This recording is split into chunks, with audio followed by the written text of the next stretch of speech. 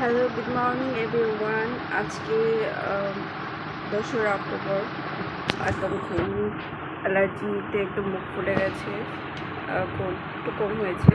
But আজকে আমি আমার বেস্টের সাথে দেখা করতে চাইবো এবং কলেজে কিছু কাজ আছে, তো চটপট রেডি হয়ে নেবো কারণ অনেক বেজে গেছে, আমাকে অনেকবার ফোন করেছে।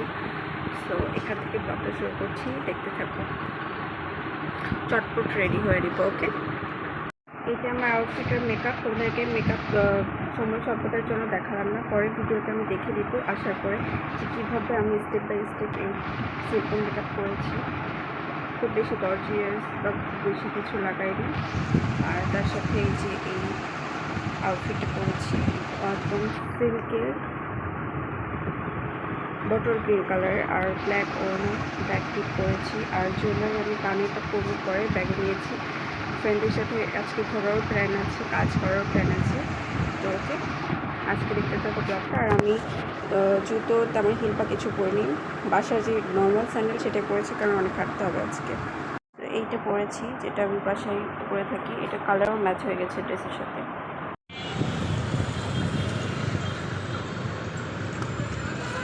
কত করে মামা 10 টাকা। 10 টাকা? এটা দেখি একটু। কাপড়ের কাপড়ের মানে এক একটা স্টিকে 10 টাকা? জি জি, এই 10 টাকা করে। ও, তাহলে তো অনেকগুলো না নিলে ভালো লাগবে না। তো 6টা নিলে হয়ে যাবে না, 6টা 50 টাকা লাগবে। এগুলো কি রিবন দিয়ে করছেন? কাপড়, খবি কাপড়। ও, hello everyone, welcome back to my channel with another blog. আজকে বান্ধবীর সাথে যাচ্ছি লালবাগ কেল্লায়। এটা তোমার দক্ষিণ সিটি যেটা ঢাকার, তার বুড়িগঙ্গা নদীর পশ্চিম দিকে এটি অবস্থিত। লালবাগ কেল্লা দুর্গটি, এটি 1678 সালে এটি তৈরি করে। এটি মুঘল সাম্রাজ্যের একটি দুর্গ, এটি অসমাপ্ত একটি দুর্গ। তো আজকে সেখানে বান্ধবীর সাথে যাচ্ছি, কলেজে কিছু কাজও ছিল, সেসব সেরে বান্ধবীর সাথে দেখা অনেক দিন পরে, অনেক খুশি। তারপর আমরা গেলাম লালবাগ কেল্লায়। এটা তোমরা বকশীবাজার থেকে খুব কাছে, ঢাকায় যারা থাকো তারা চেনো, আর যারা চেনো না তারা ঢাকায় এসে বকশীবাজার অঞ্চল বললেই রিক্সাওয়ালা মামাকে বা গাড়ি যে কোনো পরিবহনকেই তোমরা যদি বলো, তোমাদের বকশীবাজার নামিয়ে দিলে সেখান থেকে তোমরা অনায়াসে হেঁটে যেতে পারো কিংবা রিক্সা নিয়ে চলে আসতে পারো খুব সহজে। যাই হোক বন্ধুরা, যারা যারা লালবাগ কেল্লা এখনও দেখোনি অবশ্যই আসবে। আর আমি এটা সেকেন্ডবার আমি আসছি, মানে যাচ্ছি। এর আগে আমি 2016 সালে একবার গিয়েছিলাম। তো যাই হোক বন্ধুরা, দেখতে থাকো ব্লগটি। ভালো লাগলে অবশ্যই লাইক, কমেন্ট, শেয়ার আর সাবস্ক্রাইব করতে ভুলো না চ্যানেলটি। তো এটা লালবাগ কেল্লার পেছনের একটি দরজা। লালবাগ কেল্লার আমরা সামনের দরজা দিয়ে প্রবেশ করব। তো বকশীবাজার থেকে রিক্সা ভাড়া 40 টাকা 30 টাকা এরকমই নেবে, এর বেশি নেবে না। তোমরা রিক্সায় অনায়াসে আসতে পারো। আজকে প্রচুর গরম পড়েছে, তো আমি সকালে নাস্তা না করে বের হয়ে এসেছি তাড়াহুড়ো করে, কারণ উঠতে দেরি হয়েছিল, রাতে ঘুমোতেও লেট হয়েছিল। তো আমার এই জন্য দেখলে অ্যালার্জিও হয়েছে, মুখ একদম ফুলে উঠেছে। যাই হোক, পরে আমি আর আমার ফ্রেন্ড, ওর নাম বলছি না, তার সাথে আমি একসাথে, আমার খুব ক্লোজ ফ্রেন্ড সে, তো একসাথে আমরা চা আর একটু ব্রেড খাচ্ছিলাম চায়ের একটা দোকানে। তো এখানে অনেকগুলো কুকুর ছিল চারপাশে। যাই হোক, এখানে নবমী ভোজ নামে একটা নতুন রেস্টুরেন্ট দেখলাম। এর আগে এখানে পাপড়িকা ছিল, অনেক আরও ছিল। যাই হোক, তোমরা 30 টাকা দিয়ে টিকিট কাটতে পারো। আগে 20 টাকা ছিল, এখন 30 টাকা। তো 30 টাকা দিয়ে আমরা দুটো টিকিট 60 টাকা দিয়ে কিনেছি। তো ভেতরে ঢুকছি। তোমরা ভেতরে কোনো খাবার বা পানি ছাড়া অন্য কিছু নিয়ে যাওয়া নিষেধ। তো সেভাবে তোমরা পানি ছাড়া অন্য কিছু না নিয়ে যায় ভালো, কারণ এটা তো একটা ঐতিহাসিক জায়গা। এখানে নোংরা করার কোনো, পরিবেশ নষ্ট করার কোনো, ফুল ছেঁড়া এসবের কোনো নিয়ম নেই। তো প্রচুর রোদ ছিল, গরম ছিল, আবার আকাশে মেঘও ছিল। তো আমরা এখানে কয়েকটা ছবি তুলছিলাম সবার মতো।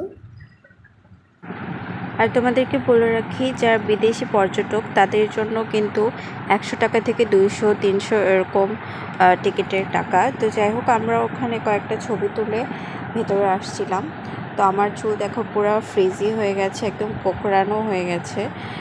দেখে মনে হচ্ছে আমি যেন কোনো এক কিছু দিয়ে, কালার দিয়ে চুলটাকে কোকড়া করেছি, কিন্তু আসলে না। এত ধুলাবালি চাপে আমার চুল একদম ফ্রিজি হয়ে একদম কোকড়া হয়ে গেছে। আমার চুলের একটা বৈশিষ্ট্য হচ্ছে সবসময় সোজা থাকে, কিন্তু হঠাৎ করে ধুলাবালি বা কিছু লাগলে হঠাৎ করে আবার এরকম হয়ে যায়। যাই হোক, তারপরে দেখলাম যে আমার বান্ধবীর চুল এরকম হয়ে গেছে।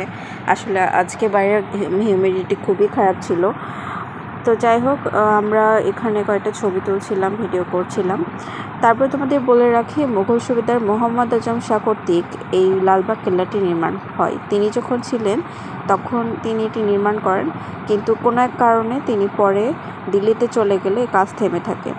তারপরে কিছুদিন পরে সম্রাট আওরঙ্গজেবের পুত্র সুবেদার মোহাম্মদ আজম শাহ যখন দিল্লিতে চলে যায়, তখন এর দায়িত্ব তার উত্তরসূরি হিসেবে শায়েস্তা খানকে দিয়ে যায়।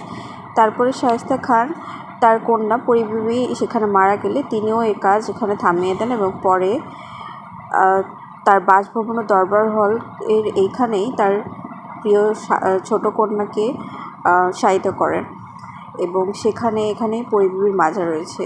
তো আমরা দুই বান্ধবী আজকে ঘুরবোর জন্য দুইজন হাতে ফুল, একটু বেলি ফুলের মালা নিয়েছিলাম আর কি, গাজরা বলে এটাকে, এটা আমরা হাতে দিয়েছিলাম কারণ আশেপাশে কোনো ফুলের দোকান ওরকম পাইনি। একটা ছিল, সেখানে আবার অন্য মালা নেই, এই ফুলের মালা ছিল। তারপরে আমরা একটু হাঁটাহাঁটি করছিলাম, তারপরে বলছিলাম যে আজকে আমাদের ক্ষুধা লাগতেছে না, আজকে অনেক দিন পরে আমরা এত ঘোরাঘুরি করছি যে আমার এত ভালো লাগছে যে কোনো কিছু ফিলই হচ্ছে না, মানে এত মজা লাগছিল। আর রোদ থাকা সত্ত্বেও আমরা খুব এনজয় করেছি, খুব ঘুরছিলাম, আমিও ঘুরছিলাম, আমার বান্ধবীও। তো কোনো ফরেনার পর্যটককে মানে বলতেছিল এগুলো সম্পর্কে আর কি, হিস্ট্রি সম্পর্কে। তারপরে এই বাসভবন এবং দরবার হলে বর্তমানে শরণার্থীদের জন্য উন্মুক্ত রয়েছে জাদুঘর হিসেবে এখন। তো পরিবিবির মাজার বা পরিবিবির যে কবর সেটা তোমাদেরকে দেখাবো। তো উনি ওটাই দেখছিলেন। এখানে রিলস, নাচানাচি এসব ভিডিও করছি বা দেখছিলাম, অনেকে করছিল, কিন্তু আসলে এটা কবরের জায়গায়, এখানে এসব করা আসলেই উচিত না। কিন্তু কি করব, আমরা ঐতিহ্য, আমাদের সব জায়গায় আসলে কবর বা এইসব আছে, তো এই জন্য সবাই এটা করে। আর আমরা এখানে অনেক দিন পরে দেখা করতে এসেছি বান্ধবীরা, তাই একটু মজা করছিলাম। কিন্তু আসলে এখানে অনেক কবর, তাই মাথায় সবসময় কাপড় দিয়ে থাকা উচিত। আর যাই হোক, লালবাগ কেল্লার এই জায়গাটিতে সবাই অনেক রিলস, অনেক ভিডিও, অনেক ফটোশ্যুট করে, কারণ এটা একটু অথেন্টিক ভাব লাগে জায়গাটা অনেক। তো আমরাও কিছু রিলস, ভিডিও এরকম করছিলাম। তো তারপর আমাদের প্রচণ্ড গরম লেগেছে, তো আমার বান্ধবী ব্যাগে করে পানি এনেছিল, ওর কাছে পানি চেয়ে খাচ্ছিলাম, একটু পরপর রেস্ট নিচ্ছিলাম, তারপর আবার রিলস বানাচ্ছিলাম, ভিডিও বানাচ্ছিলাম, কারণ এগুলো আমরা মেমোরিজ হিসেবে রাখবো। আমাদের যখন অনেক বয়স হবে, তারপরও আমরা বেঁচে থাকলে ইনশাল্লাহ দেখবো। তো এক জায়গায় দেখো, এগুলো জায়গায় মানুষ কত কিছু দিয়ে লেখালেখি করে, আসলে এটা উচিত না, এগুলো প্রাকৃতিক জিনিস, নষ্ট হয়ে যাবে। তার আগে এগুলো সংরক্ষণ করার জন্য সবাইকেই সচেষ্ট হওয়া উচিত, কিন্তু সবাই আসলে এটা বোঝে না। যাই হোক,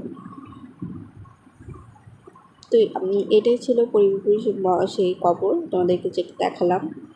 তো আমার বান্ধবী আর আমি তারপরে এই পাশ দিয়ে হাঁটছিলাম, দেখছিলাম যে আমরা পুরোটা ঘোরার চেষ্টা করি। তো আমরা সব জায়গায় ঘুরেছি মোটামুটি। তারপরে ছাদেও আমরা উঠেছিলাম, ছাদ থেকে তোমাদের সেই লোকেশনটা দেখাবো। যাই হোক, আমার অনেক বান্ধবী আছে, সব বান্ধবীকে আমি অনেক ভালোবাসি, অনেক মিস করি। কিন্তু কিছু কিছু বান্ধবী থাকে অনেক স্পেশাল, সেরকম একটা স্পেশাল বান্ধবী এটা আমার, যে সবসময় দুঃখ সুখে পাশে ছিল, আর আমার মনে হয় পাশে থাকবেও, আমি এটা আশা করব। আমাদের মধ্যে ঝগড়া হয়, ঝামেলা হয়, অনেক কিছু হয়, কিন্তু আবার ঠিক হয়ে যায়, এটাই আসলে সুন্দর বন্ধুত্ব। যাই হোক, এখানে লেখা ছিল গাছের ফুল একদমই ছিঁড়বেন না। তারপর আমার দুষ্টু বান্ধবী কিন্তু একটা ফুল ছিঁড়েছিল, এটা আসলে উচিত না, আমি ওকে ওর জন্য অনেক বকা দিয়েছি। তো আমরা ওভাবে খুব ভালোভাবে ভিডিও করতে পারিনি, তাই অনেক বেশি স্ক্রিন কাঁপছিল, কারণ আমরা ওখানে মজা করতে গেছি, ভিডিও করার উদ্দেশ্য ছিল। তারপর ভাবলাম তোমাদের সাথে শেয়ার করি, একটা ব্লগ দিই লালবাগ কেল্লার। যারা দেখোনি, দূর দূরান্তে থাকো বা দেশে অনেক দিন ধরে থাকছো না, তাদের জন্য কিন্তু এইসব জায়গা দেখতে ইচ্ছে করে। তো এই পাশে আমরা হাতের ডান দিকে একটা আমাদের সিঁড়ি আছে বড়, সেখানে দিয়ে আমরা উপরে উঠছিলাম। এই সিঁড়িটার আগে উন্মুক্ত ছিল না, এখন উন্মুক্ত করে দেওয়া হয়েছে। তো আবার অনেক সময় বন্ধও থাকে। তারপরে এখানে একটা দরবার হলের মতো হল ছিল, ওখানে মনে হয় সবাই রাজা প্রজাগণ আগে মিটিং এসব করতো। তো আমি শুনেছি মুক্তিযুদ্ধের সময় এই মাটির যে উঁচু যে পাহাড়ের মতো সেখানে এই যে আমরা যেখানে পা রেখেছি এই জায়গার নিচে একদম মুক্তিযুদ্ধের সময় লুকিয়ে থাকতো মুক্তিযোদ্ধারা, এই জন্য একটা সুড়ঙ্গ পথ তৈরি করা হয়েছিল। আর পানিপথের যুদ্ধের সময়ও করা হয়েছিল। এসব আর আসলে শোনা কাহিনী, আমরা কতটুকু সত্যি জানি না, তাই সেসব সম্পর্কে বলছি না। তো আমরা উপরে উঠে সেটার সিঁড়ি দিয়ে উপরে উঠে উপর থেকে এই লালবাগ কেল্লার ভিউ নিচ্ছিলাম। তো ভালোই লাগছিল। অনেক বান্ধবী বন্ধু স্কুল কলেজের ছাত্রছাত্রীরা বেড়াতে এসেছে, ঘুরতে এসেছে, গল্প করছিল, ছবি তুলছিল। তো সবার সাথে ভালোই লাগছিল, কিন্তু এখন অতটা ভিড় না, ফ্রাইডেতে অনেক ভিড় থাকে। তো এটা সম্ভবত 5টা পর্যন্ত খোলা থাকে, তারপরে বন্ধ হয়ে যায়। আমি আরও একবার আসতে চেয়েছিলাম আমার ছোট বোন বান্ধবীদেরকে নিয়ে, কিন্তু তখন আনফর্চুনেটলি সেটা বন্ধ হয়ে গেছিলো, এই জন্য আমরা ওই দিন আর ঘুরতে পারিনি। তো আমরা মানে পৌঁছানোর কয়েক মিনিট আগে বন্ধ হয়ে গেছিলো, কারণ জ্যাম ছিল রাস্তায়। তো যাই হোক, এখন বান্ধবীর সাথে যেতে পেরেছি।